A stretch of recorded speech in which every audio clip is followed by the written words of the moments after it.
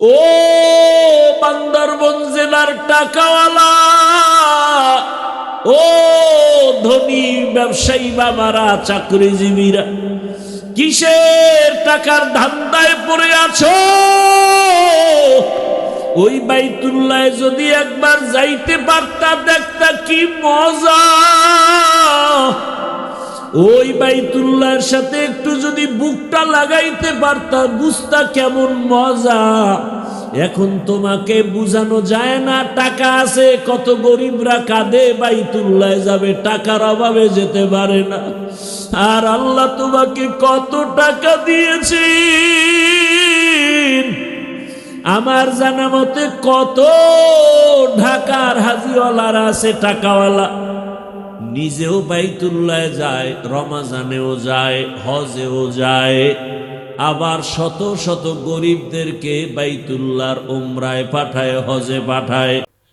আল্লাহ রসুল বলে, ওই জায়গায় বুকটা লাগাইয়া মালিকের ডাক দিবে,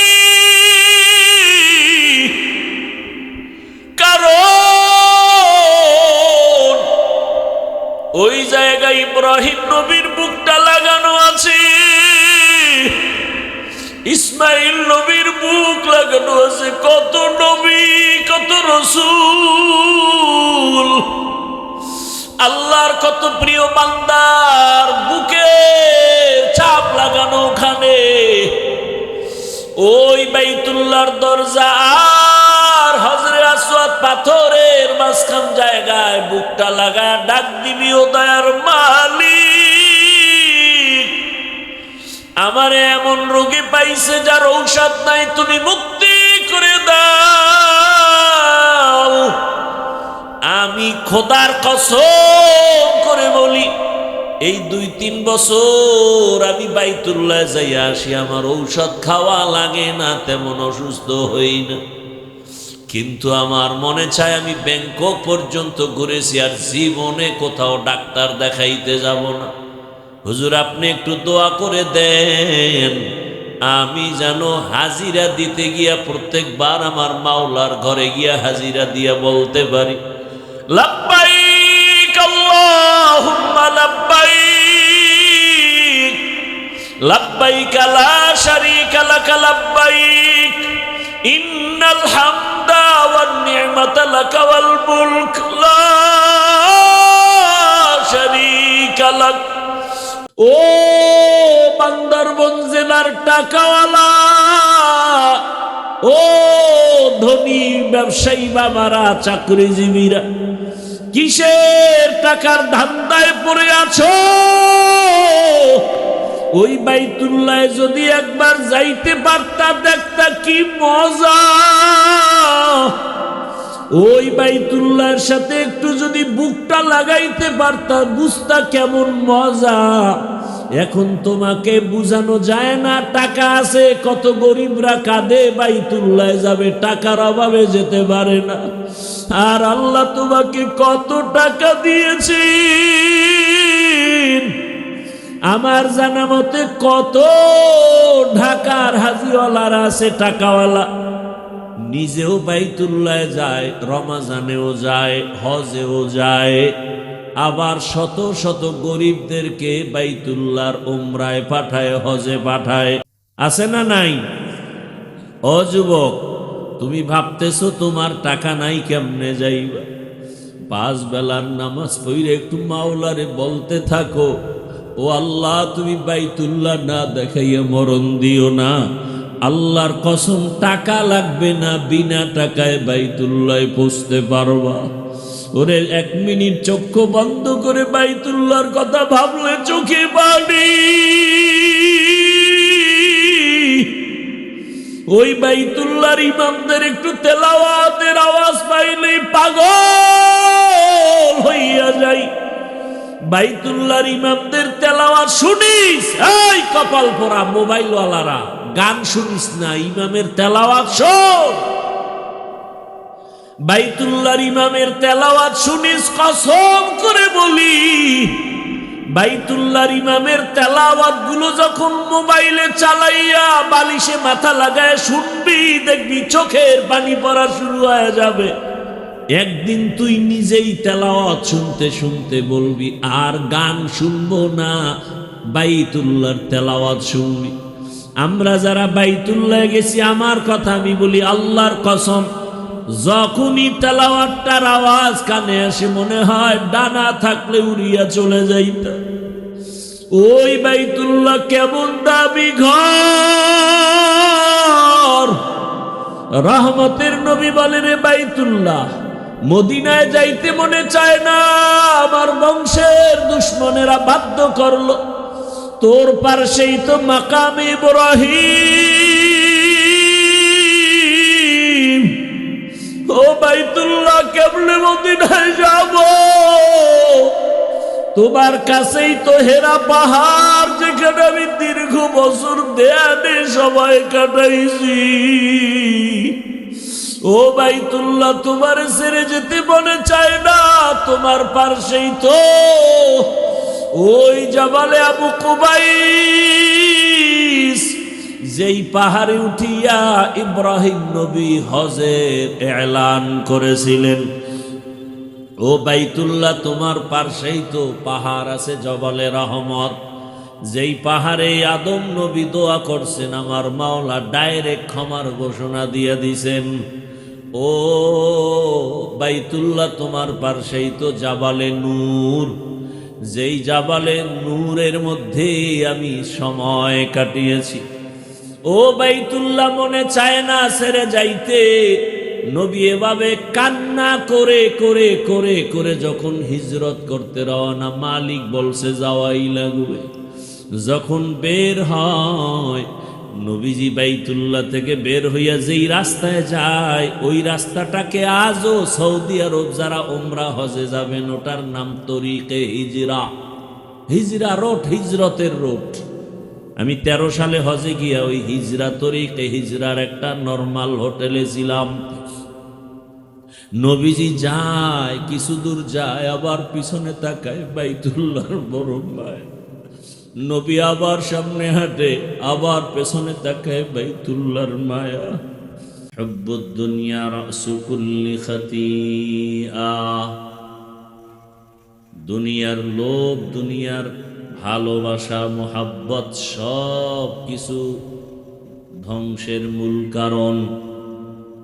দুনিয়ার লোভ, দুনিয়ার ভালোবাসা, সব কিছু ধ্বংস হওয়ার কারণ। আমি তো বলি, যারা দুনিয়া দুনিয়া দুনিয়া করে আখেরাতকে বিদায় করেছে, নামাজ নাই, রোজা নাই, তেলাওয়াত নাই, এরা এক পর্যায়ে মেহনত করতে করতে দুনিয়া পাওয়ার আশায় দুনিয়াও পায় না, আখেরাতও পায় না। খাসারাত দুনিয়া ওয়াল আখিরাত। বুঝলাম কিভাবে? মানুষ দুনিয়া পাওয়ার পেছনে দৌড়ায় কেন? দুইটা জিনিস চায়। কি চায় ভাই? কয় জিনিস? দুই জিনিস। দুনিয়ার পেছনে যারা দৌড়ায়, এরা দুটো জিনিস চায়। এক চায় সম্মান, আর এক চায় শান্তি। এই দোনোটা দেওয়ার মালিক কে?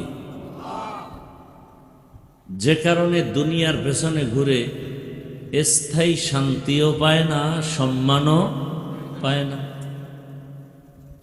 আর আখেরাতের লাইনে যারা আছে, এরা আখেরাত তো ইনশাআল্লাহ পাবেনই, দুনিয়াও এদের পেছনে আসতেছে বোনাস। সম্মানও কমে নাই। অহংকার না, আমি আপনাকে বুঝাবার জন্য বলছি, জান্নাতে নেওয়ার আশায় বলছি। আমিও জান্নাতে যেতে চাই, আপনাদেরকেও জান্নাতে নেওয়ার পরামর্শ দিতে চাই। দিনের পথে যারা আছেন, কোরআন নিয়ে, হাদিস নিয়ে, রসুলের আদর্শ নিয়ে, মহামারী করোনায় তারা বিপাকে পড়েন নাই। স্কুল, কলেজ, ভার্সিটি সব বন্ধ ছিল, ফ্যাক্টরি, দোকান সব বন্ধ।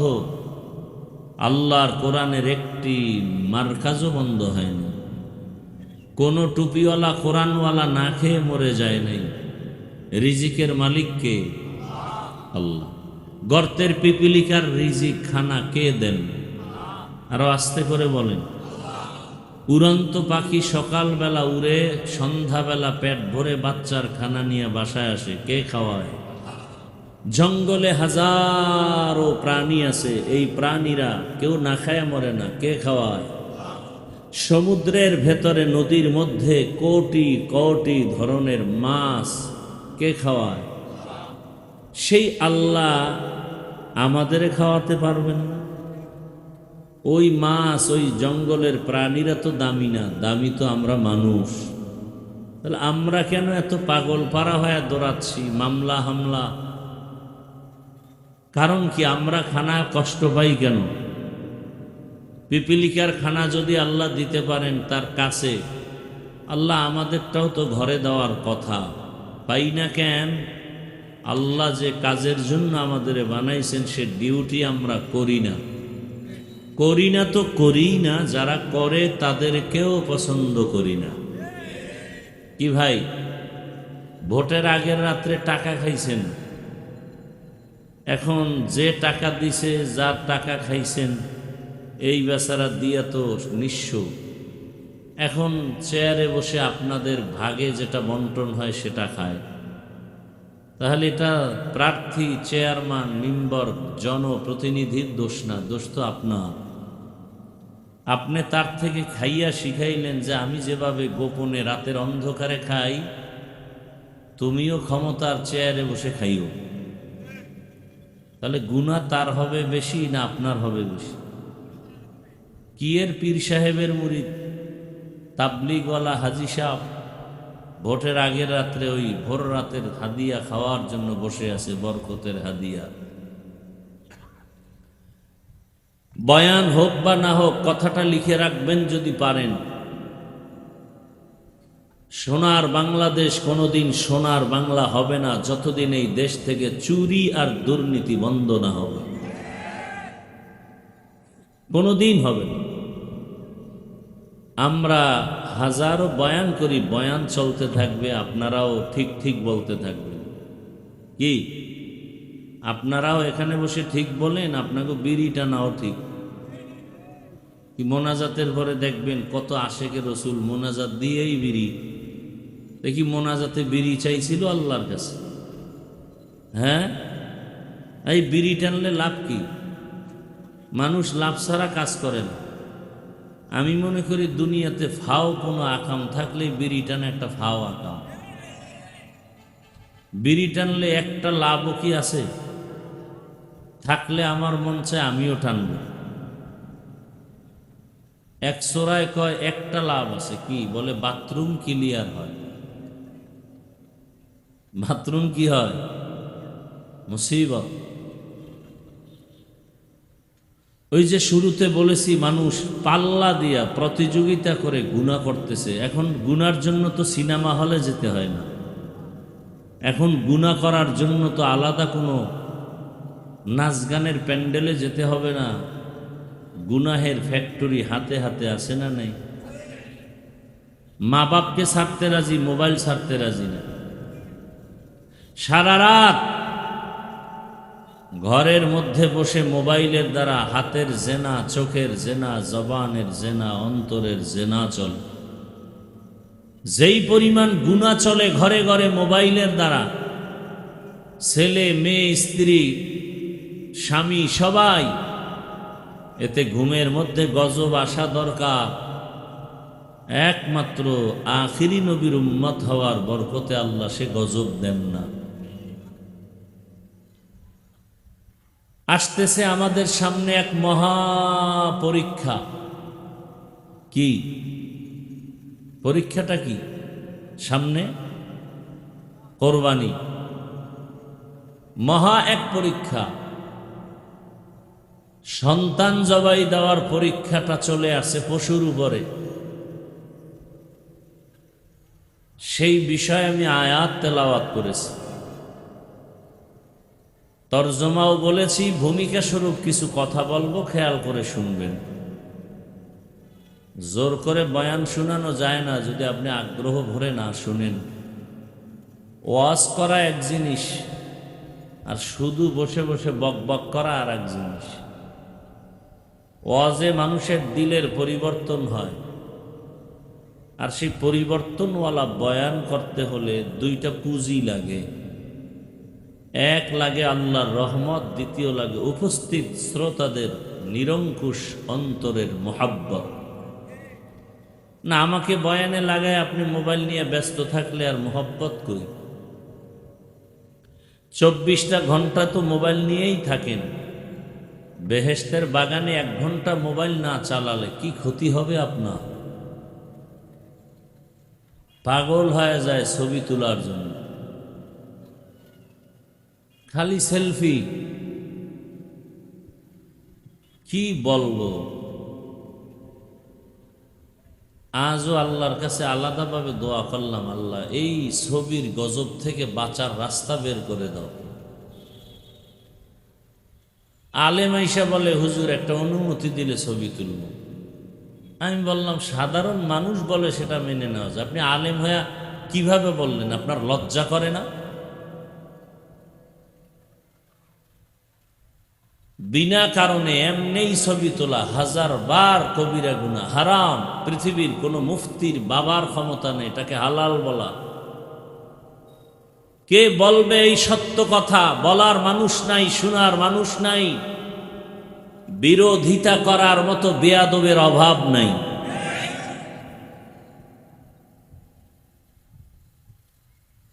কোরবানি করবে, কি গরু কিনছে, কবে বাজারে যাইতেছে, জাতিকে জানাচ্ছে আমি কিন্তু আজকে কোরবানির পশু কিনতে যাই, তোমরা রেডি থাকো, 1 টুকরা দিব।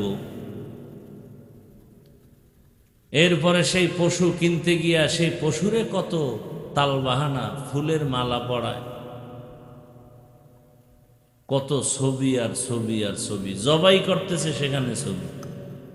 গরু ধরতে মানুষ লাগে জবাইয়ের সময় 5-7 জন, ধরতে যায় ছবি তুলবে না গরু ধরবে। লাথি মাইরা মোবাইলও ফালাইয়া দিছে, পায়ের গিরাও ছুড়ে এলাইছে। কি আছে না নাই? এরপরও ছবি তোলা বন্ধ। এই কথাগুলো কে আপনাদেরকে বলবে? আমরা ওলামায়ে কেরাম যদি সঠিক কথা সতর্কতার জন্য না বলি, কে বলবে? বলার মতো আলেম তো এখন নাই বললে চলে। ওই যে লোভের কথা বলছি, ক্ষমতার লোভে পড়ে সকালে এক কথা, বিকালে আর এক কথা। ক্ষমতার চেয়ার পাওয়ার লোভে সত্যটাকে মিথ্যা বানায়, মিথ্যাটাকে সত্য বানায়। লোভ 3 প্রকার: সম্মানের চেয়ারের লোভ, সম্পদের লোভ, যৌবনের লোভ। টাকা পাওয়ারটাকে মিথ্যা বানায়, মিথ্যাটাকে সত্য বানায়। এরকম টুপিওয়ালা আছে না নাই? মানুষ দিশেহারা কোথায় যাবে? যাদের কাছে যাবে তারাই দিশেহারা। যারে দিয়া ভূত ছাড়াবে তারাই যদি ভূতে পায়। যে আলেম দিয়া মানুষ জান্নাতের টিকিট নিবে, জান্নাতের পথ পাবে, সে আলেমই যদি মহিলাদের নিয়ে বেপরদায় আড্ডা দেয়। আসতে বলেন কেন? আপনারা কি ওই হুজুরের মুরিদ? পর্দা কি কোনো হুজুরের জন্য শিথিল করা হয়েছে? আরে ভাই, কখন বলবো সেই ইতিহাস? বয়ান করব হজ কোরবানি নিয়ে। রসুল নিজে তার স্ত্রী আম্মাজান আয়েশা রাদিয়াল্লাহু আনহাকে বলেন, ঘরে ঢুকে দেখেন বাবা আবু বকর পাশে, বলে, আয়েশা এমনটা করবা না, শয়তান তো ওয়াসওয়াসা দিবে। আরো কত মজার কথা। রসুল ইন্তেকাল হয়ে গেলেন, এরপরে আবু বকর আসলেন খেলাফতের দায়িত্বে। আবু বকরের ইন্তেকাল হলো, রসুলের পার্শ্বে দাফন। ওমরের ইন্তেকাল এখনো হয়নি। ওমর অনুমতি চাচ্ছেন আম্মাজান আয়েশা রাদিয়াল্লাহু আনহার কাছে। রসুল দুনিয়াতে 2টা ব্যক্তিকে ডানে বামে রাখতেন, আবু বকর আর ওমর। আমি ওমরের মনটা চায় রসুলের মরার পরে রসুলের পাশে থাকতে, কিন্তু জায়গাটা তো আম্মাজান আয়েশার, অনুমতি দিবেননি। আব্দুল্লাহ, অনুমতি নাও। আম্মাজান আয়েশার কাছে গেলেন। আম্মাজান বললেন, ভাবতেছি দেখি। ফজরের নামাজের ইমামতিতে দাঁড়ালেন হযরত ওমর। সেই দিনটা ছিল মুহররমের 1 তারিখ। দুশ্মন সে নামাজের মধ্যে পায়ের উপরে আঘাত করল। ওমরে ফারুক রাদিয়াল্লাহু তাআলা আনহু পড়ে গেলেন, রক্ত বিচ্ছরিত হতে থাকলো। আব্দুল্লাহ পার্শ্বে জিজ্ঞাসা করে, আমি কি শহীদ? বলে, বাবা তার মানে কি? বলে, আমাকে আঘাত করলো কি কোনো মুমিন না বেঈমান? বলে, বেঈমান। বলে, আলহামদুলিল্লাহ, আমি শহীদি তামান্না নিয়ে আল্লাহর কাছে বারবার দোয়া করেছি, একটা পূরণ হলো। আর একটা পূরণের জন্য আব্দুল্লাহ দ্রুত চলে যাও, মৃত্যু মুখে আমাকে একটু বলো আমার দাফনটা কি রসুলের পার্শ্বে হবে কিনা, আম্মাজান থেকে অনুমতি নাও। আবার চলে গেলেন। আম্মাজান আয়েশা রাদিয়াল্লাহু আনহা এই মুহূর্তে কি বলবেন? বলে, ঠিক আছে। আল্লাহু আকবার। বলে, ঠিক আছে। ওমরে ফারুক রাদিয়াল্লাহু আনহুর দাফন হলো, এ কথা অস্বীকার করার কিছুই নেই। আম্মাজান এতদিন খোলামেলা রুমে আসতেন, মাটির নিচে এখন, উপরে কেউ নাই। কিন্তু ওমরের যেদিন দাফন হয় তারপরের থেকে আম্মাজান আয়েশা রাদিয়াল্লাহু আনহা চেহারা ঢেকে পর্দা রক্ষা করে রুমে আসেন, যান। প্রশ্ন করা হলো, এমনটা কেন? বলে, এতদিন তো আমার বাবা ছিল, আমার রসুল ছিলেন, এখন তো ওমর আসছে। কোথায় ওমর? উপরে না মাটির নিচে? মাটির নিচে। কতটা তাকওয়া! এর নাম তাকওয়া। আমার আয়াতের মূল ভিত্তি, মূল থিম তাকওয়া। আল্লাহর কাছে আপনার আমার কিচ্ছু পৌঁছবে না তাকওয়া ছাড়া। ইন্না আকরামাকুম ইনদাল্লাহি আতকাকুম। আল্লাহর কাছে সব থেকে দামি কোনো পীর না, কোনো ফকির না, কোনো পাগড়িওয়ালা না, চেহারা সুন্দরওয়ালা না, টাকাওয়ালা না। আল্লাহ বলেন, আমার কাছে একমাত্র দামি যার ভেতরে থাকবে তাকওয়া। হর কে দারত খৌফে হকদার দিল মদম জন্নতুল মাওয়া দেহত উরা মকাম জুজবা হক চি জে মখাজ ইনসুজা ফজলে উআ মস্তে দর জুমলা জাহা। তাকওয়া বড় দামি এক সম্পদ। আল্লাহ বারবার নবীকেও বলেন, হে নবী, যার কোনো গুনাহ নাই। নবীজির গুনাহ আছে? আল্লাহ সেই নবীকে বলেন, সে নবীর জন্য আল্লাহ নিজে আশিক। সব নবী রাসূল আমার আল্লাহ তাআলার আশিক, আর আমার আল্লাহ শুধুমাত্র মুহাম্মদের আশিক। সেই নবীকে আল্লাহ বলেন, নবী আপনিও তাকওয়া অর্জন করেন। ইয়া আইয়ুহান নাবিয়্যুত্তাকিল্লাহ ওয়ালা তুতিইল কাফিরিনা ওয়াল মুনাফিকিন।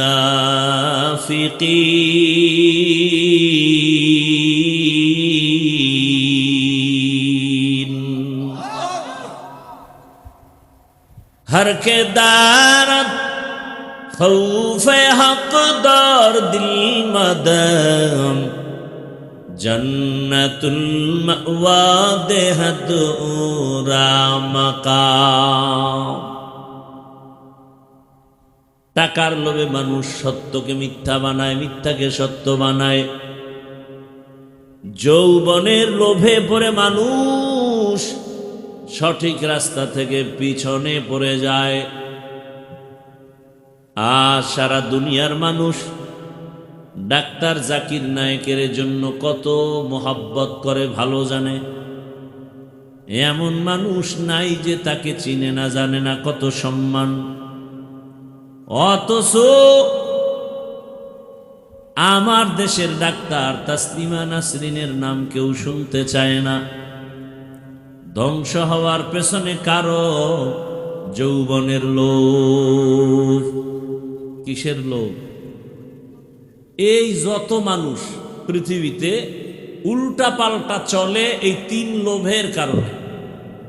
আসল পথ থেকে হারিয়ে যায়, হয়তো সম্পদের লোভে, না হয় ক্ষমতার লোভে, না হয় যৌবনের লোভে। সত্যটাকে মিথ্যা বানায়, মিথ্যাটাকে সত্য বানায়। ভাই ভাইকে মেরে ফেলে, এই ঘটনা আমার দেশে নাই। কিসের লোভ? টাকার লোভ, ক্ষমতার লোভ।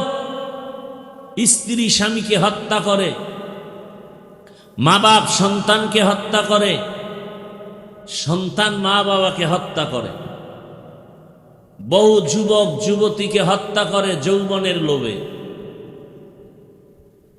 শেষ পর্যন্ত জেলখানায় যায়, পরিণামে ফাঁসি হয়ে মরে যায়।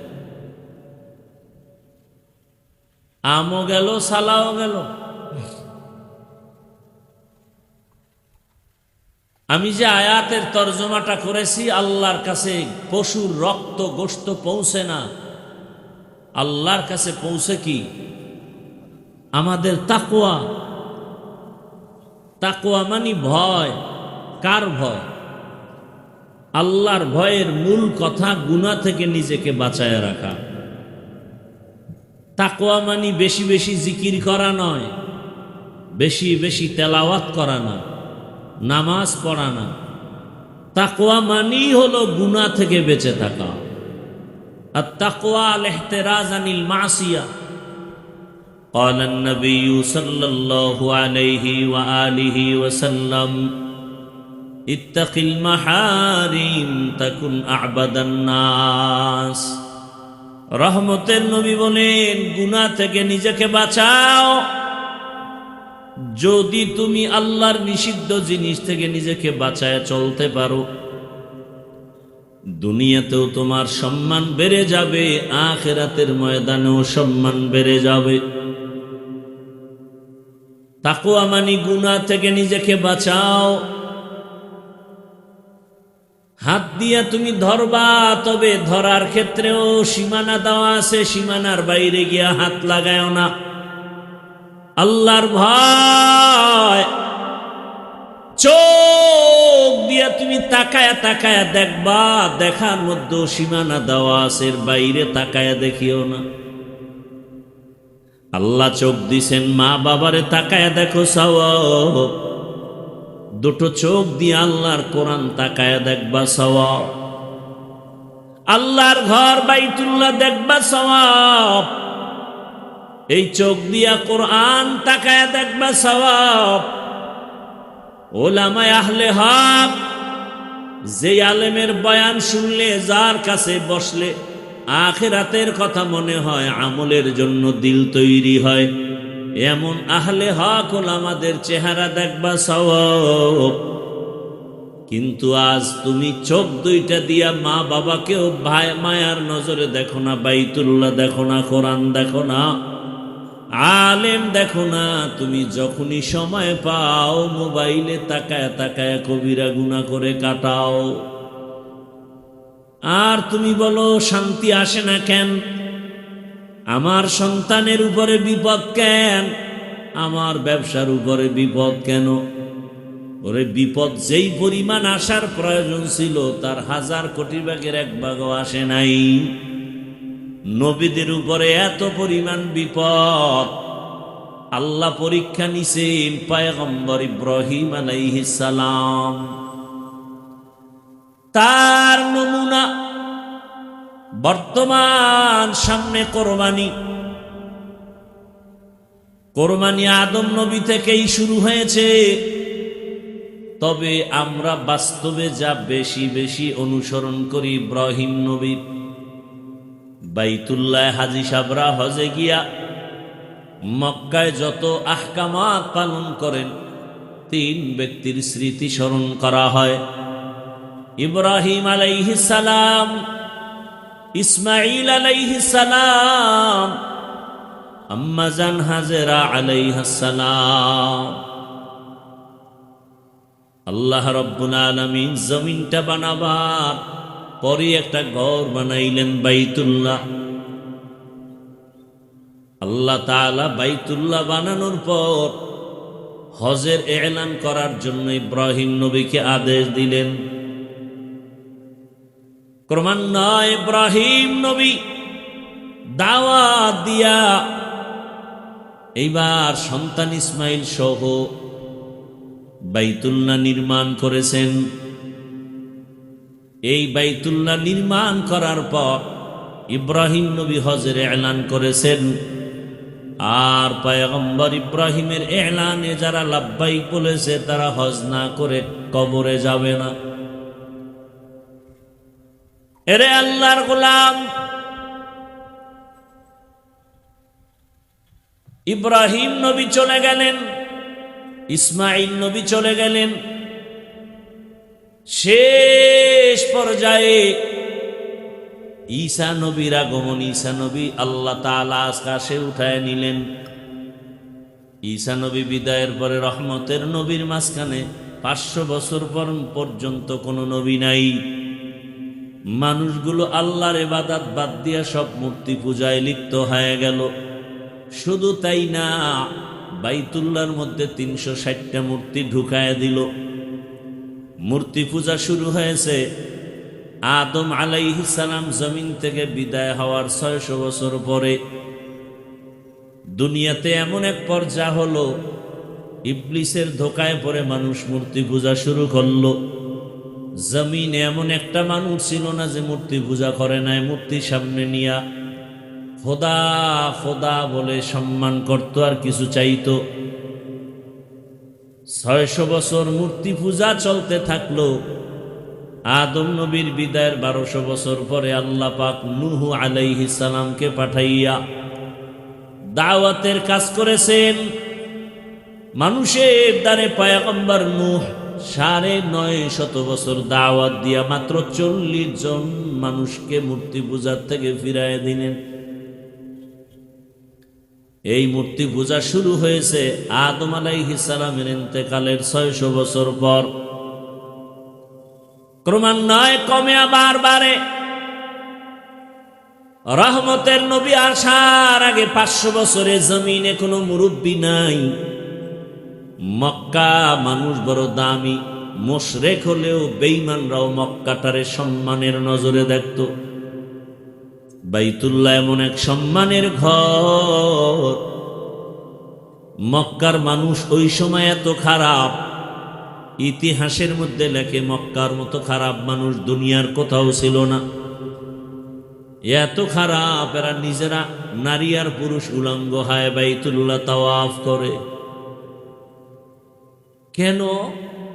বলে আমরা যে গুনাহ করি কাপড় চুপুর পরে, এই কাপড় নিয়ে বাইতুল্লাহ পবিত্র, ওখানে যাওয়া যায় না। এই জন্য কাপড় চুপুর খুলে নারী পুরুষ একসাথে বাইতুল্লাহ যায়, তাওয়াফ করে। নাপাক কাপড় নিয়ে যাবে না। এটা কেমন হইল? একজনে পাগড়ির ফজিলতের বয়ান শুইনা লুঙ্গি খুলে পাগড়ি বাঁধল। এটা যেমন হয়, বাইতুল্লাহর মতো পবিত্র ঘরে নাপাক কাপড় নিয়ে যাওয়া যাবে না মনে করে সব খুলে উলঙ্গ হয়ে বাইতুল্লাহর পার্শ্বে যায়। কতটা নিকৃষ্টতম জাহেল! এবং এরা পশু জবাই করে আর রক্তগুলো বাইতুল্লাহর দেওয়ালে মাখে, মনে করে এটাই আমাদের সফলতা। আল্লাহ আয়াত নাজিল করে দিলেন, এই মক্কার মানুষ এতটা খারাপ, বিবাহ শাদীর কোনো ভালাই নাই, পশু জবাই করে রক্ত মাখে দেওয়ালে, নারী পুরুষ উলঙ্গ তাওয়াফ করে, মূর্তির পূজা করে। ব্যাগে কোথাও গেলে ব্যাগের মধ্যে একটা মূর্তি নিয়ে যায়। এত ভালোবাসা! আল্লাহ তাআলা এই মানুষকে হেদায়েতের জন্য সর্বশেষ এবং শ্রেষ্ঠ রহমতের নবীকে জমিনে পাঠায় দিলেন। রহমতের নবী মক্কা নগরীতে আসলেন, পরিবর্তন শুরু হয়ে গেল। 1000 বছর পর্যন্ত যে অগ্নি জ্বলতেছিল পারস্যের, সে আগুন নিভে গেল অটোমেটিক। রহমতের নবী আসছেন, দুনিয়ায় রহমতের বাতাস বইতে শুরু হয়ে গেল। খবর শুনে আবু লাহাব তার দাসী, তার বাদীকে আজাদ করে দিল, মুক্ত করে দিল। রহমতের নবী আসছেন। আস্তে আস্তে নবী বড় হতে লাগলেন। 40 বছরের আগে নবী সবার সাথে বুক লাগায়, মুখ লাগায়, কথা বলে হাসি মুখে, কিন্তু দাওয়াত দেয় না। দীর্ঘ 40 বছর পর্যন্ত রহমতের নবী কালেমার দাওয়াত দেন না, নামাজের দাওয়াত নাই, রোজার দাওয়াত নাই। নবী এই টাইমে বেশিরভাগ সময় বাইতুল্লাহর দূরে একটা পাহাড় আছে, হেরা পাহাড়, ওই পাহাড়ের গর্তে গিয়া নবী ধ্যান করতেন। ধ্যান, আল্লাহর ভালোবাসা অর্জনের জন্য সাধনা করতেন। আমার কথাটা বুঝে থাকলে একটু জবাব দেন, বাইতুল্লাহর দাম বেশি নাকি হেরা পাহাড়ের দাম বেশি? বাইতুল্লাহর দাম। আল্লাহ কোরআনে বলেছেন, ইন্না আউওয়ালা বাইতিন উযিআ লিন-নাস লাল্লাযী বিবাক্কাতা মুবারাকাও ওয়া হুদা মুবারাকাও ওয়া হুদাল লিল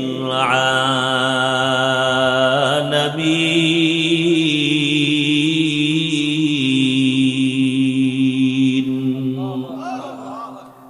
বাখা কুরআন কালামুল্লাহ বশনো কদিমাস্তি কদিমাস্তি নইনো।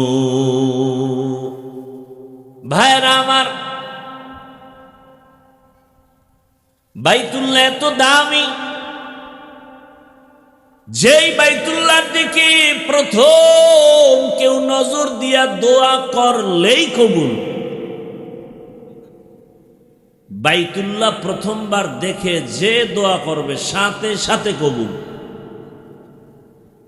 আমার ওস্তাদ বলছে, কি দোয়া করলে তোমার জীবনটা ধন্য হবে?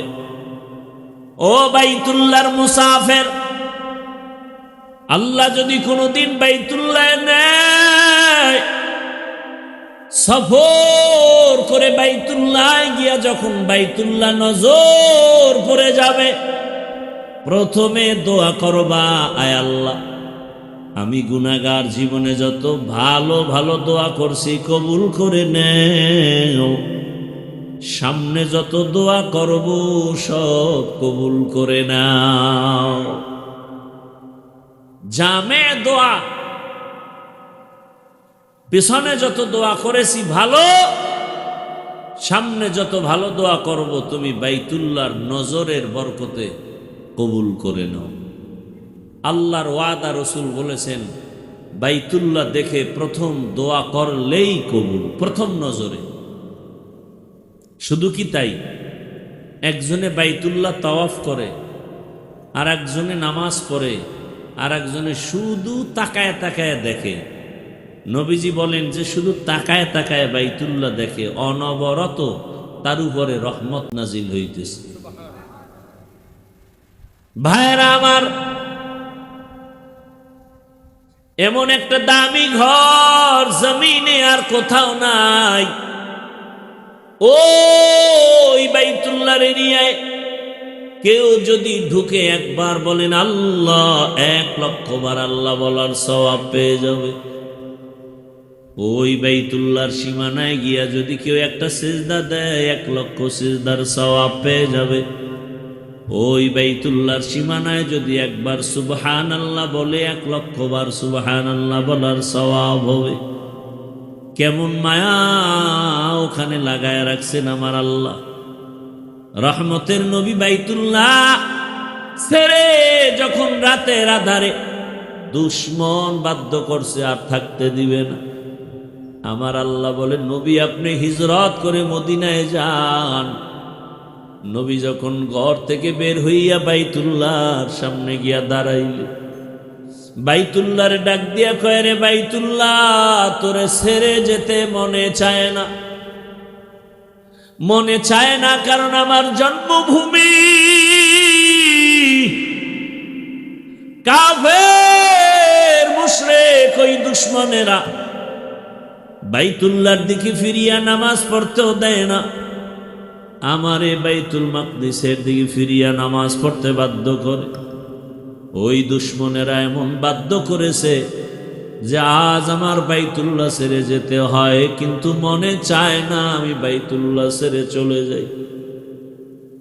ও বাইতুল্লাহ, তোর দিকে তাকাইয়া থাকলেই তো সওয়াব। তোর পার্শ্বে সিজদা দিলে 1,00,000 সিজদার সওয়াব। মনে চায় না তোর পাথর হজরে আসওয়াদে চুমা দিলে গুনাহ টেনে নেয়। তোর পার্শ্বে জমজমের পানি, দুনিয়ার সব বিজ্ঞানীর একমত জমজমের পানির মতো দামি পানি নেই। এমন পানি, দুনিয়ার পানি পান করলে পিপাসা নিবারণ হয়, ক্ষুধা নিবারণ হয় না। জমজমের পানি এত দামি বরকতের পানি, যেই পানি পান করলে শুধু পিপাসা নিবারণ হয় না, ক্ষুধাও নিবারণ হয়ে যায়। শুধু ক্ষুধা নিবারণ হয় না, জমজমের পানি পান করো ইয়াকিনের সাথে, তোমার খানা দানা খেতে হবে না। আহ, রহমতের নবী একটা খেজুর, একটু জমজমের পানি পান করে রোজা রাখছেন। জমজমের পানি বরকতি পানি। হাজার হাজার হাজার বছর ওই কূপের থেকে crore crore million trillion billion পানি, হাজি লিটার পানি হাজিরা নিয়ে যায়, কমেও না বাড়েও না। কি মদিনাবাসী, আহ, আল্লাহর কুদরত কি! মদিনায় পাইপ দিয়া পানি নেবে, পাইপ, কি পানি, কিন্তু পানি যায় না। এখন গাড়ি দিয়ে নেয়, ড্রাম ভর্তি করে নেয়। কেমন আল্লাহর কুদরত! সাহাবায়ে কেরাম জিজ্ঞাসা করলেন, ইয়া রাসূলুল্লাহ, জমজম কূপের নিচের সম্পর্ক কোথায়? মাটির সাথে? নবী বলেন, হাউজে কাউসারের সাথে। হাউজে কাউসারের সাথে জমজমের সম্পর্ক। যেই হাউজে কাউসারের এক পেয়ালা পানি আমার রসুলের হাতে পান করলে আর পিপাসা থাকবে না। কিন্তু নবী বলেন, এর থেকেও জমজমের পানি বড় দামি। ও বাইতুল্লাহ, মদিনায় যাইতে মনে চায় না, তোর পার্শ্বে জমজম কূপের পানি, তোর পার্শ্বেই তো মাকামে ইব্রাহিম,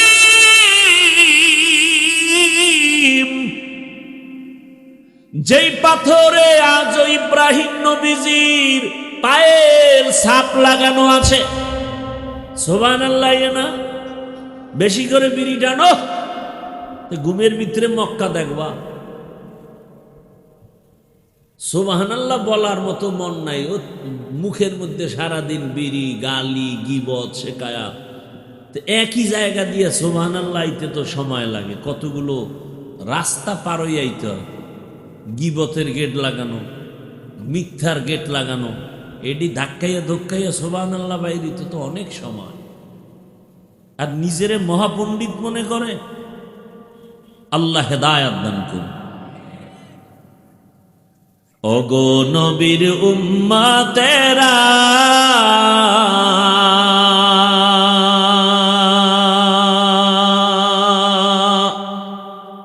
হয়ে আজি দিশাহারা,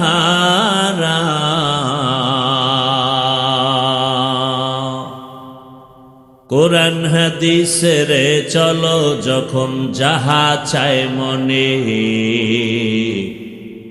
নবী বিনে কে তরাবে পুলসিরত মিজানে, নবী বিনে কে তরাবে পুলসিরত মিজানে।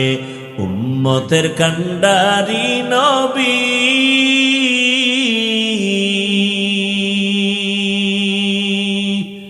কাঁদছেন উম্মতের লাগি, এখনো কাঁদেন নবীজি শুয়ে মদিনার পানে। নবী বিনে কে তারাবে পুলসিরাত মিজানে, নবী বিনে কে তারাবে পুলসিরাত মিজানে। নবী আমার জীবন ভরে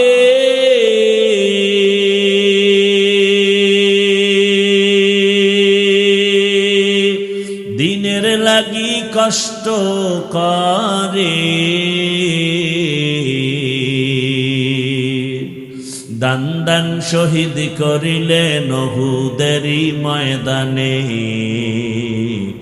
নবী বিনে কে তারাবে পুলসিরাত মিজানে, নবী বিনে কে তারাবে পুলসিরাত মিজানে।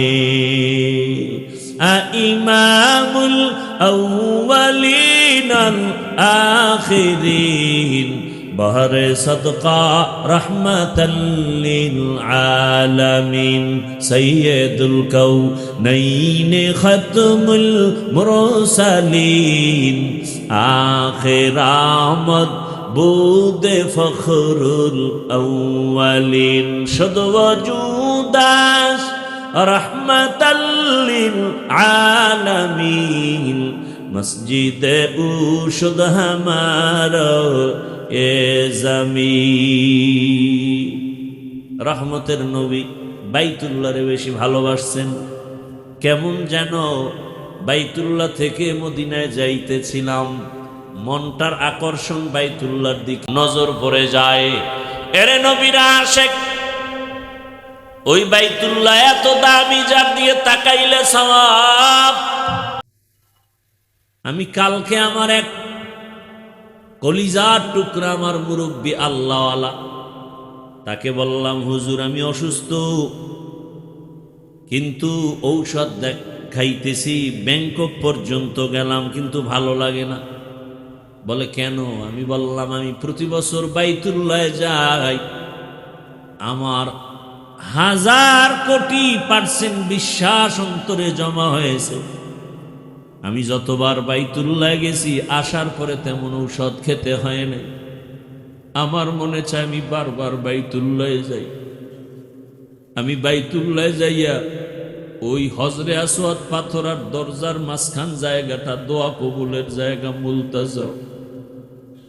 আল্লাহ রসুল বলে ওই জায়গায় বুকটা লাগাইয়া মালিকের ডাক দিবে,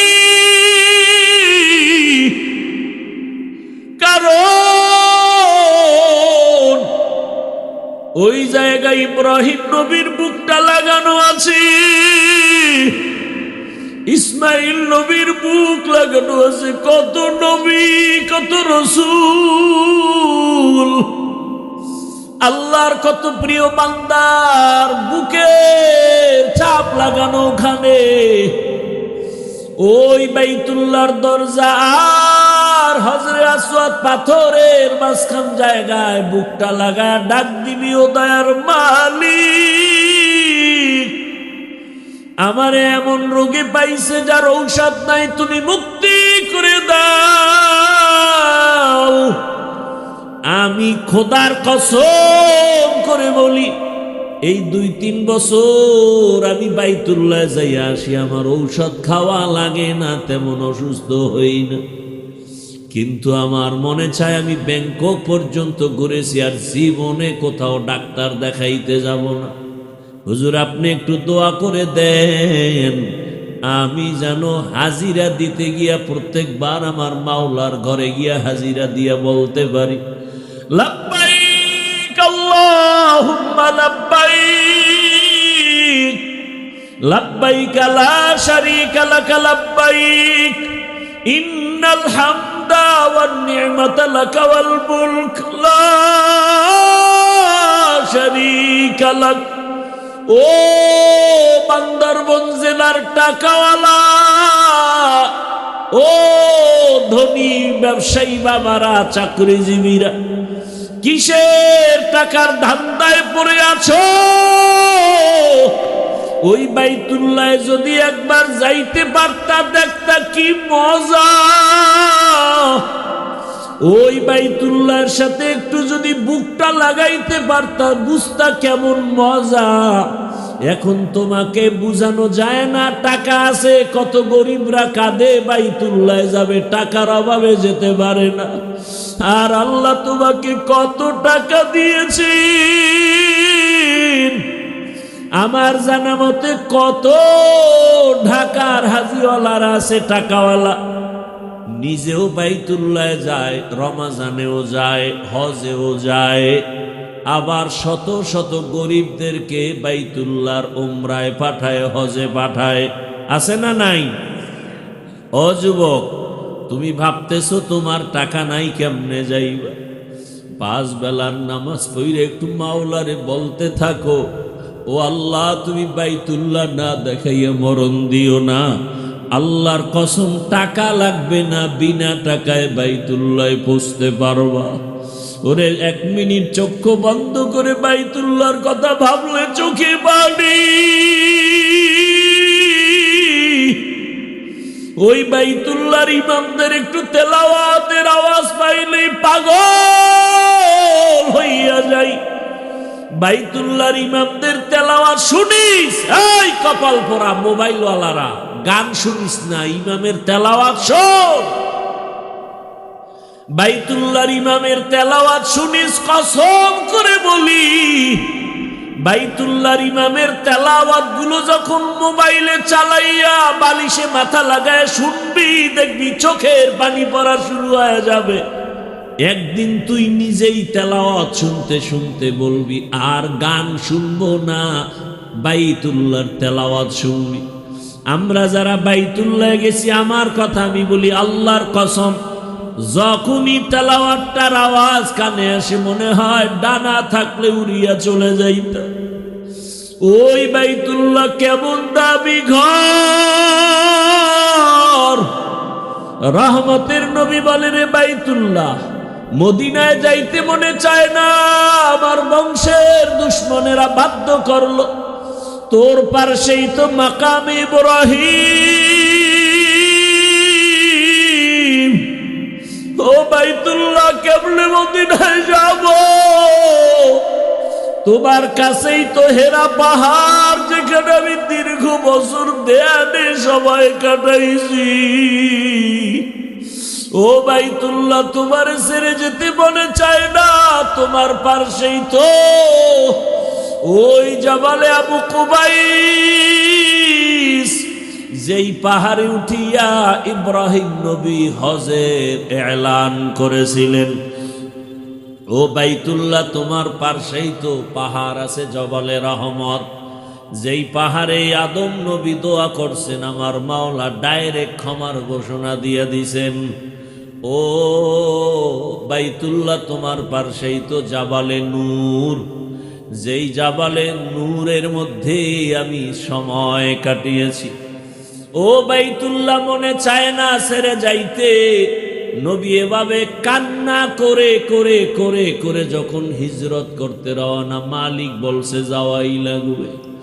যখন বের হয়, নবীজি বাইতুল্লাহ থেকে বের হইয়া যেই রাস্তায় যায়, ওই রাস্তাটাকে আজও সৌদি আরব যারা উমরা হজে যাবেন, ওটার নাম তরিকে হিজরা। হিজরা রোড, হিজরতের রোড। আমি 13 সালে হজে গিয়া ওই হিজরা তরিকে হিজরার একটা নরমাল হোটেলে ছিলাম। নবীজি যায়, কিছু দূর যায়, আবার পিছনে তাকায়, বাইতুল্লাহর বড় ভাই। নবী আবার সামনে হাঁটে, আবার পেছনে তাকায়, বাইতুল্লাহর মায়া। বেনামাজি হইও না রে বাবা। আমি কিন্তু এখানে এতক্ষণ বয়ান করি, একজনকেও বলি না আমার মতো টুপিওয়ালা হুজুর হয়ে যাও। আমি একবারও বলি না আমার মতো হুজুর হও, মাদ্রাসায় যাও, স্কুল বাদ দাও। আমি একবারও বলি না তাবলিগে যাও, পীরের কাছে যাও। আমি সারা বাংলাদেশে ঘুরে ঘুরে পাও ধরে ধরে বলি, বাবা চাকরি করো, পুলিশ, র্যাব, আর্মি, বিডিআরের চাকরি করো, ব্যবসা করো, বাধা নাই। তবে তুমি ওখানে থাইকা রসুলের আদর্শের মালা গলায় লাগাও, 5 ওয়াক্ত নামাজ আদায় করো। তোমার মতো কত যুবক তাকায় দেখো, স্কুলে পড়ে, কলেজে পড়ে, 5 ওয়াক্ত নামাজি আছে না নাই? বলো বাবা তুমি কেন পারবা না? তোমার মতো যুবক তাকায় দেখো, র্যাব, আর্মি, পুলিশ, বিডিআরের চাকরি করে, নামাজ আদায় করে। ও বাবা তোমার মতো চাকরিজীবী চাকরি করে, ব্যবসা করে, নামাজ ছাড়ে না। ও ব্যবসায়ী বাবারা, আপনার মতো ব্যবসায়ী নামাজ পড়ে, বলেন আপনি পারেন না কেন? ও চাকরিজীবী বাবারা, আপনার মতো কত চাকরিজীবী চাকরি করে, নামাজ পড়ে, আপনি পারেন না কেন? ও আমার কলিজার যুবক বাবারা, তোমার মতো যুবক স্কুল কলেজে পড়ে, লেখাপড়া করে, নামাজ পড়ে, তুমি পারো না কেন? ও ড্রাইভার বাবারা, তোমার মতো কত ড্রাইভার ড্রাইভারি করে, আজান হলে নামাজে দাঁড়ায়, তুমি পারো না কেন? ও পর্দার আড়ালের আম্মা জানেরা, বোনেরা, আপনার মতো কত মা কত বোন এখনো আছে, পর্দা করে, নামাজ পড়ে, স্বামীর মাল হেফাজত করে, আপনারা পারেন না কেন? আপনাদের এত সম্মান, আপনারা তো নবীদের মা, আপনারা তো সাহাবায়ে কেরামদের মায়ের মতোই মা। এই দুনিয়ায় নবী হতে পারেন নাই মায়েরা, তবে নবীদের মা হয়েছেন। এ দুনিয়ায় সাহাবী সাহাবিয়ার মতো নারী আপনারা, খাদিজা রাদিয়াল্লাহু আনহার মতো নারী, ফাতেমা রাদিয়াল্লাহু আনহার মতো নারী, আয়েশা রাদিয়াল্লাহু আনহার মতো নারী। ও পর্দার আড়ালের আম্মা জানেরা, আপনার ছেলেটাকে আপনি ডাক্তার বানাবেন, প্রফেসর বানাবেন, ইঞ্জিনিয়ার বানাবেন, বাধা নাই। তবে আমার দাবি একটাই, ডাক্তার জাকির নায়েকের এত সুনাম কেন? টাকার কারণে, ক্ষমতার কারণে নয়, নবীজির আদর্শের কারণে। আপনার সন্তান ডাক্তার হবে, নেককার, নামাজি, পর্দাওয়ালা। আপনার সন্তান ডাক্তারিও করবে, নামাজ পড়বে, কোরআন তেলাওয়াত করে, মা বাবার জন্য দোয়া করবে। ও যুবক বাবা, তুমি ডাক্তার হও, প্রফেসর হও, ইঞ্জিনিয়ার হও, বাধা নাই। তবে মা বাবার দোয়া নিয়া, শিক্ষকের দোয়া নিয়া, উলামায়ে কেরামের দোয়া নিয়া, নবীজির আদর্শ মেনে চলবা, জীবনটা ধন্য হয়ে যাবে। ওই বাইতুল্লাহর দিকে আগাইতে থাকো। আজকে তো তুমি চোখ বন্ধ অন্ধের মতো সেজদা দাও, বাইতুল্লাহর সামনে নাই। যেদিন বাইতুল্লাহর সামনে গিয়ে একটা সেজদা দিবা, মনে হয় যেন তোমার জীবনের শ্রেষ্ঠ সেজদা হবে। আজকে তুমি নামাজে দাঁড়াও, বাইতুল্লাহ সামনে দেখো না। আল্লাহ যদি কবুল করেন, বাইতুল্লাহ সামনে নিয়ে যেদিন নামাজে দাঁড়াইবা, দেখবা আজকে নামাজে দাঁড়াইলে মন বসে না, সেদিন চোখ থেকে পানি পড়া শুরু হয়ে যাবে। এত কান্না, এত কান্না। ওই বাইতুল্লাহ বড় দামি। আল্লাহ পাক রব্বুল আলামিন ওই নবীকে বিজয়ের বেশে আবার বাইতুল্লাহ ফিরাইয়া দিলেন। ওই বাইতুল্লাহ বড় দামি ঘর। ওই বাইতুল্লাহর জিয়ারতের জন্য হাজিরা দৌড়াচ্ছে। কিছুদিন পরেই যখন শুরু হয়ে যাবে, হাজি সাহেবরা হজ করতে যাবে, আরাফার ময়দানে যাবে। আরে 24টা ঘন্টাই কান্না করে, লাব্বাইকের আওয়াজ দেয়। নবী বলেন, যারা তোমরা হজে যাইতে এখনো পারো নাই, ওই হাজিদের নমুনা নিজের মধ্যে ঢুকাও। আল্লাহ চায় হাজি সাহেবরা যখন হজের মাস শুরু হয়ে যাবে 1 তারিখ, ওই হাজি সাহেবরা নখ কাটবে না, চুল কাটবে না। আল্লাহর আইন হয়ে গেছে। ও কোরবানি করনেওয়ালারা, তুমি যদিও হজ করতে পারো নাই, হাজিদের নমুনায় তুমিও চুল কাটিও না, নখ কাটিও না কোরবানির আগে। আমার আল্লাহ তোমাকে দেখে একটু মোহাব্বত করবে, মোহাব্বতের নজরে তাকাবেন। ওরে আল্লাহর বান্দারা, এই কোরবানি তো পশু কোরবানি না, আসল কোরবানি তোমার জীবনের ভালোবাসার কোরবানি। আমার আল্লাহ চায় তোমার আমার দিলের কোরবানি। আজকে দেখা যায় মানুষ 20,000 টাকা 30,000 টাকা দিয়ে গরুতে ভাগ হয়। 500 টাকা লাগলেও দেয়, কিন্তু 100 টাকার লোভে চামড়াটা কওমি মাদ্রাসায় দিতে চায় না। আছে না নাই? বলে গেলাম চ্যালেঞ্জ দিয়ে, পৃথিবীতে যত সেবা সংস্থা আছে, শ্রেষ্ঠ কল্যাণমূলক জনকল্যাণমূলক সেবা সংস্থার নাম কওমি মাদ্রাসা। অনুরোধ করে বলবো, ওই কওমি মাদ্রাসায় যদি আপনার যাকাতের অংশ দেন, আপনি যদি কোরবানির চামড়া দেন, ফ্রি দিবেন, ডবল সওয়াব, ডবল সওয়াব, ডবল সওয়াব। আর এর বিরোধিতা যারা করবে, ওদের অন্তর নষ্ট, ওদের আকল নষ্ট, ওদের ঈমান আমল নষ্ট। ফ্রি দিবেন, 20,000 30,000 টাকা দিয়ে ভাগ হতে পারেন কোরবানির অংশে। 200-100 টাকা ছেড়ে চামড়াটা আল্লাহর রাস্তে দিবেন। এখন তো সিন্ডিকেট চলতেছে চামড়ার জগৎ নিয়ে। অনেক মাদ্রাসাওয়ালারা কালেকশন করবে না বলেছেন, কিন্তু অনুরোধ করে বলছি, আল্লাহর ওয়াস্তে ফি সাবিলিল্লাহ কওমি মাদ্রাসার এতিম ফান্ডে আপনারা এটা দিবেন। গরিব এতিম অসহায় যারা আছেন, এদের পেছনে এটা খরচ করা হবে। এটা দিলে ডবল সওয়াব। এক সওয়াব গরিব এতিমের হক আদায় করা হবে, আর এক সওয়াব হলো এলমে দ্বীন ওরা শিখে, কোরআন হাদিস শিখে, এই এলেমের সহযোগিতা করা হবে। কয় সওয়াব? কি ডিস্টার্ব কেন বাবা? ডবল সওয়াব। আর এর বিরোধিতা যারা করবে, এদের অন্তর খারাপ। আল্লাহ হেদায়াত দান করুন। লা ইয়ানালাল্লাহা লুহুমুহা ওয়ালা দিমাউহা ওয়ালাকিন ইয়ানালুহুত তাকওয়া মিনকুম। ও পর্দার আড়ালের আম্মা জানেরা, বোনেরা, ও যুবক, অনুরোধ করে বলছি, জীবনে তো গুনাহ কম করো নাই। মনে চাইছে নামাজ পড়বা না, পড়ো নাই। মনে চাইছে দাড়ি রাখবা না, রাখো নাই। মনে চাইছে পার্কে যাবা, দৌড়ায়া গেছো। মনে চাইছে মোবাইলে সারা রাত গুনাহ করবা, করেছো। মনে চাইছে নাচ গান করবা, দেখবা, করেছো আর দেখেছো। এখনো কি তোমার অন্তরের আশা পূরণ হয় নাই? তওবা কি করবা না? মরণের ভয় কি নাই রে যুবক? আজকে তুমি এখানে বসে আছো, কালকে 10টার সময় হতে পারো তুমি লাশ। এই যে রমজানের রোজা গেল, ঈদ গেল, কত মানুষ মরে গেল। বাসটা পানির মধ্যে চলে গেল। একটা বাচ্চা সাঁতার কাইটা এসে বলে, আমার আম্মু পানিতে আটকা আছে, তাড়াতাড়ি আমার আম্মুকে বাসের থেকে নিয়ে আইসা বাঁচাও। আবার এক মহিলা সাঁতার কাইটা এসে বলে, আমার বাচ্চা বাসের মধ্যে আটকানো, আমার বাচ্চাটাকে বাঁচাও। এইভাবে চোখের সামনে দিন দিন বিদায়।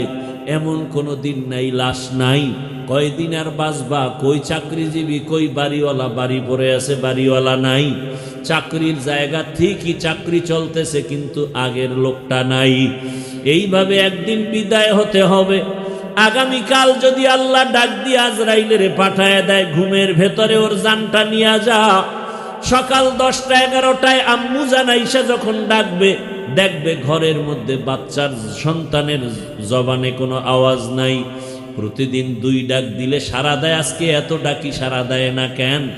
দরজা খুইলা মা সন্তানের হাত, বডির মধ্যে হাতটা টাচ করে দেখে পুরো শক্ত, বরফের মতো ঠান্ডা। মা পাগলনির মতো হয়ে চিৎকার দিয়া বলবে, খবর হয়ে গেছে, আমার ছেলেটার দুনিয়ায় বাঁচিয়া নাই। ও যুবক বাবারা, একটু চিন্তা করো, ঘুমের মধ্যেও কত মরণ হয়ে যায়।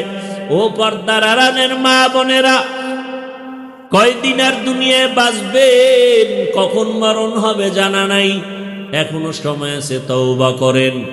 ওই মা ডাক দিয়া স্বামীকে ডাকবে, ও যুবক, আল্লাহ কুদরতের দরজা খুলে দিলে তুমি দেখবা বাবাও কাঁদতেছে আর বলতেছে আমার সন্তান নাই। মা কাঁদবে আর বলবে আমারে আর মা বলে ডাক দেওয়ার কেউ নাই। অনেকে মা বাবা গ্রামে সারিয়া এই পার্বত্য অঞ্চলে আইসা থাকে, মায়ের খবর পর্যন্ত নিতে পারে না। এই কোরবানিতে জানো না, মা তোমারে রেখে গোশত খায় না। মা তাকায় থাকে সন্তান কখন আসবে, ওর মুখে আগে দিয়া তারপরে আমি খাবো। একটা সন্তানের প্রতি মা বাবার এত মায়া, যেগুলো বুঝাবার কোনো ভাষা নাই রে বাবা। তুমি যেদিন মা বাবা হবা সেদিন তোমার বুঝে আসবে। ও বোনেরা, মায়েরা, পর্দার আড়ালের আমার যুবক বাবারা, বৃদ্ধ বাবাজিরা, ওই বাবায় টেলিফোন করা শুরু করবে, ইমাম সাহেব আমার ছেলেটা মরে গেছে, আপনি জানাজা না দিয়া কোথাও যাবেন না।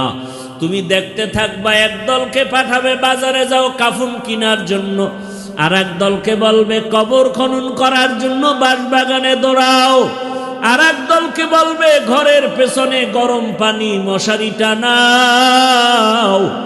আজকে আমি বলি আমার বাড়ি, আমার গাড়ি, আমার সব, কিন্তু জানোনি আমার গায়ের জামাটা বেলেট দিয়া কেটে কেটে রেখে দিবে। আমার হাতের ঘড়ি আর একজনে দিয়া বলবে এটা আমার হাফিজুর রহমানের ঘড়ি না। এইভাবে যখন লাশটা তোমার আমার ঘর থেকে নামাইয়া গরম পানি দিয়া গোসল করাইয়া যখন সাদা কাপনের প্যাকেট বানাইয়া খাটের মধ্যে উঠাবে, এইবার জানাজার ময়দানে নিয়ে যাবে, মা জানালা দিয়া চিল্লায় বলবে আমার বাবারে তোমরা কোথায় নিয়ে যাও? বলবে জানাজা দিয়া চিরবিদায়, আর ঘরে আসবে না, কবরে রাখা হবে।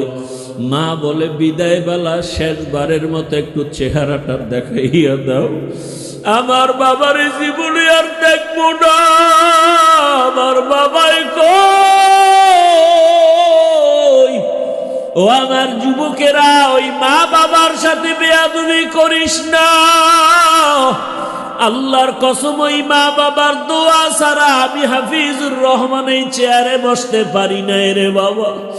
ওই মা বাবার চোখের পানি আর দোয়ার কারণে তুমি টাকার মালিক, বাড়ির মালিক, গাড়ির মালিক, সম্মানের চেয়ারের মালিক।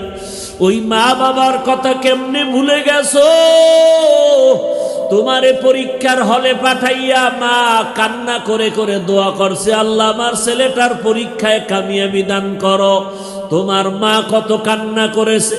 ওই মা বাবার জন্য কি তুমি এক ফোঁটা চোখের পানি ফেলতে পারবা না? আল্লাহর কাছে 2 ফোঁটা চোখের পানি ছেড়ে দোয়া করো। আর যার মা বাবা বেঁচে আছে এই রত্ন হারাইও না, পাইলেই দেখা হলেই দোয়া চাইও। বাবারে বলিও বাবা মনে কষ্ট নিবা না, জীবনে বহু অন্যায় করেছি। মরে যুবকরা যারা গোপনে গিয়া মায়েরে কাঁদাইছো, কত কষ্ট দিয়েছো, অনুরোধ করি বাসায় যাইয়া মায়ের হাতটা ধইরা ক্ষমা চাইয়া নিও। আর মাকে বলিও মা ওয়াজের প্যান্ডেলে তওবা করে আসছি, আর গুনাহ করব না। কিন্তু দুঃখ, অনেকে কান্না করলো, আমার চোখে পানি নাই, গুনার কারণে আল্লাহ বেজার হয়ে গেছে। মা তুমি আমার উপরে বুঝি বেজার, আমার মাথায় হাতটা দিয়া দোয়া করে দাও, আর কোনোদিন বেয়াদবি করব না। মাকে যদি বলতে পারো, দেখবা মায়ের চোখে পানি। মা বলবে বাবা আয় আয় আয়, মাথায় হাতটা দিয়া ডাকবে, ও আরশে আজিমের মালিক, আমার কলিজার সন্তানটারে তুমি কবুল করিয়া নাও। ও বাবা, ওই জানাজা পড়াইয়া যখন কবরের দেশে নিয়ে যাবে, এমন জায়গা যেখানে দিনের বেলাও কেউ যায় না, ভয় লাগে। আজকে আমার ডানে বামে, তোমার ডানে বামে কত ভক্ত বৃন্দের অভাব নাই। একা একা চলতে পারো না, কত গার্ড আইসা তোমারে আগায় দেয়। কবরে রাখার পরে এমন হালাত হবে, মাটি পাড়ায়া পাড়ায়া দিয়া যখন বিদায় হবে, ওই কবরে কেউ নাই। অন্ধকার কবরে তখন ডানে মাটি, বামে মাটি, উপরে নিচে মাটি। 2 জন ফেরেশতা প্রশ্ন করতে আসবে, রবের পরিচয় দাও, ধর্মের পরিচয় দাও, রাহমাতুল লিল আলামিনের পরিচয় দাও। যারা দুনিয়াতে নবীর তরিকা মেনে, আল্লাহর হুকুম মেনে নামাজ আদায় করবে, দাড়ি রাখবে, পর্দা করবে, আল্লাহর পক্ষ থেকে ওরা জবাব দিতে পারবে। আর আল্লাহ খুশি হয়ে কুদরতের আওয়াজ দিয়ে বলবে, কবরটা বেহেশতের বিছানা দিয়া দাও। কিন্তু কপাল পোড়া আমরা যারা বেনামাজি, নামাজ ঠিক মতো পড়ি না, গুনাহ করি, দাড়ি নাই, নামাজ নাই, পর্দা নাই, মা বাবার সাথে ভালো ব্যবহার নাই, এই বেনামাজি অবস্থায় যদি কবরের ডাক আসিয়া যায়, ওই কবরে যখন প্রশ্ন করা হবে, বেনামাজি একটা জবাব দিতে পারবে না, বারবার বলবে হা হা লা আদরি, আফসোস আমি কিছুই জানি না, কিছুই জানি না। নবীজি বলেন আমার আল্লাহর কুদরতের আওয়াজ, ও ফেরেশতা এই নাফরমানকে আর সুযোগ দেওয়া হবে না, ওই কবরে জাহান্নামের আগুন জ্বালা দাও। ওই কবরের মাটি দুই পার্শ্ব থেকে জোরে জোরে চাপ দিবে। আম্মা জান আয়েশা রাদিয়াল্লাহু তাআলা আনহা বলে, আমি প্রায় সময় দেখতাম আমার রসুল আমার রুমে বসে গুনগুন করে কান্না করতেন। আমি মাঝে মাঝে জিজ্ঞাসা করতাম, ইয়া রাসূলুল্লাহ আপনি আমার রুমে বসে কান্না করেন কেন? মায়ার নবী কান্না করতেন আর বলতেন, আয়েশা হাসরের মাঠে কঠিন অবস্থার কথা মনে পড়লে আমি চোখের পানি রাখতে পারি না। যে এমন কঠিন হবে নবীরা পর্যন্ত উম্মতের কথা ভুলিয়া নিজেদের জন্য কান্না করবেন। মুসা নবী কাঁদবেন, ঈসা নবী কাঁদবেন, ইব্রাহিম নবী কান্না করবেন। ওই সময় উম্মতেরাও পাগলের মতো দৌড়াবে। সূর্যের গরম সহ্য করা যায় না, জাহান্নামের আওয়াজ সহ্য করা যায় না। কোথায় যাবে সুপারিশের জন্য? যেখানে যাবে নিরুপায় হয়ে যাবে, ব্যর্থ হইয়া সর্বশেষ এরা মুহাম্মদের তালাশ করবে কোথায় পাওয়া যায়। আম্মা জান আয়েশা বলেন, ইয়া রাসূলুল্লাহ কঠিন সময় আপনাকে কোথায় পাওয়া যাবে? নবী বলেন, আমি আমার মাওলার দরবারে মাকামে মাহমুদে সেজদায় পড়ে কাঁদব।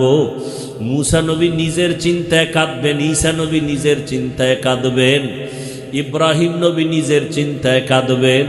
আর আমি মুহাম্মদ আমার চিন্তায় একবারও কিছুই বলবো না, আমি বারবার কাঁদবো আর বলবো আমার উম্মত, আমার উম্মত, আমার উম্মত। ও নবীর উম্মতের দল, আল্লাহর কোরআনটা মিথ্যা মনে করিও না, নবীর কথা মিথ্যা মনে করিও না, ওলামায়ে কেরামের কথা মিথ্যা মনে করিও না। এখনো সময় আছে, তওবা করো, নবীর তরিকা মেনে চলো। নবীর শাফাআত ছাড়া জান্নাত হবে না।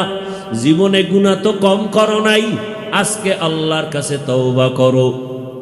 আর নামাজ ছাড়বা না, দাড়ি কাটবা না, বেপরদায় চলবা না। মা বাবার দোয়া, শিক্ষকের দোয়া, উলামায়ে কেরামের দোয়া নিয়ে নবীর সুন্নত অনুযায়ী চলবা। ও যুবকেরাও তওবা করো, ডাক্তার হও, নামাজ ছাড়িও না, ইঞ্জিনিয়ারিং পড়ো, নামাজ ছাড়িও না। ঢাকা কলেজে গিয়ে দেখো কত ছেলেরা কলেজে পড়ে, পাগড়িওয়ালা, নামাজির অভাব নাই, তুমি পারবা না কেন? আল্লাহর কাছে তওবা করো। ও মা বোনেরাও তওবা করেন, আর নামাজ ছাড়বেন না, বেপরদায় চলবেন না, স্বামীর মাল হেফাজত করবেন, খেয়ানত করবেন না। আল্লাহ আমাদের তওবা যদি খাঁটি অনুমতে করতে পারি, আল্লাহ জীবনের গুনাহ মাফ করে দিবেন। মরিয়া গেল আর নামাজ ছাড়বো না, দাড়ি কাটবো না, বেপরদায় চলবো না।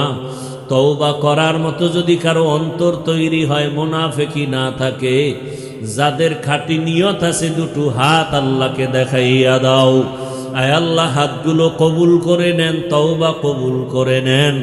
তওবার উপরে মজবুত হইয়া চলার তৌফিক দান করেন, আমিন। আলহামদুলিল্লাহি রাব্বিল আলামিন, والصلاة والسلام على سيد الأنبياء والمرسلين وعلى